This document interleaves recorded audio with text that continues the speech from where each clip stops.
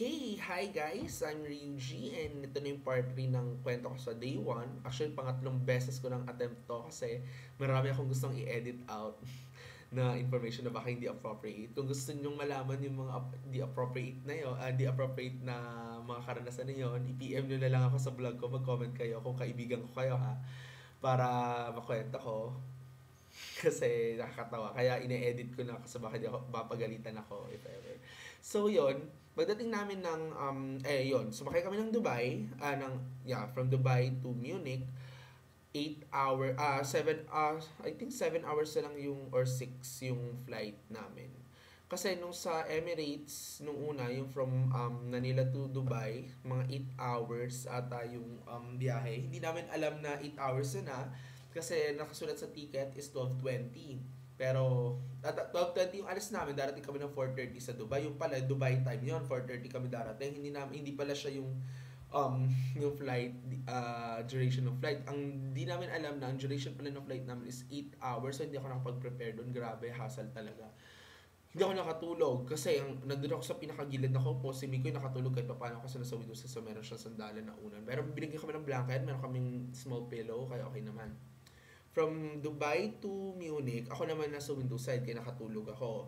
4 to 6 hours yung flight, I think. Hindi ko masyadong natatanda kasi nakatulog ako. Sabi nila, Efren, mahaba daw talaga yung tulog ko, pero feel ko hindi. Si Mikoy daw naka 2 movies. Tapos, sobrang enjoy for me, mas na-enjoy ko yung flight ko nung, nung first. Pero nung second kasi medyo pagod na talaga kami, ngarag-ngarag na. At saka, nasa window side man ako, hindi ko naman makibabukas sa window, sobrang taas na ng araw nun, hindi na gabi, so useless. Pero na-enjoy ko yung mga clouds kasi sobrang ganda. Papakita ko yung mga video.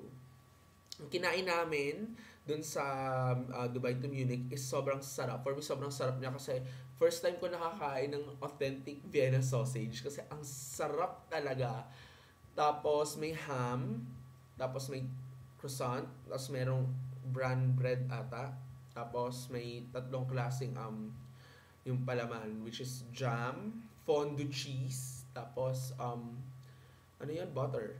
And yun, tapos may water kami, constant, binibigyan kami ng waters. Pero Diyos ko, parang hindi talaga nakakasatisfy yung binibigay ng Emirates. Pero okay lang, fine. Kasi may additional naman silang, dumarating sila, in-offer kami ng coffee, tea, coke, tubig, orange juice, pineapple juice, apple, lahat ng klase ng gusto mo. Meron sila. Kung pwede nga lang, wala lang ata silang hot chocolate, eh, yun lang siguro yung wala sila. Pero anyways, nag-enjoy naman ako doon. Tapos, may yung, ang snack ata namin yung, ano naman, yung parang ham spread, pero may tunay naman na ham. Yun, hindi na siya masyadong eventful kasi parang umulit lang kami dun sa nangyari sa first flight. So, parang useless na. Actually, yun lang naman yung memorable sa Munich, sa Dubai to Munich. The rest, parang kami nilang yung makaka-relate. So, yun. Okay.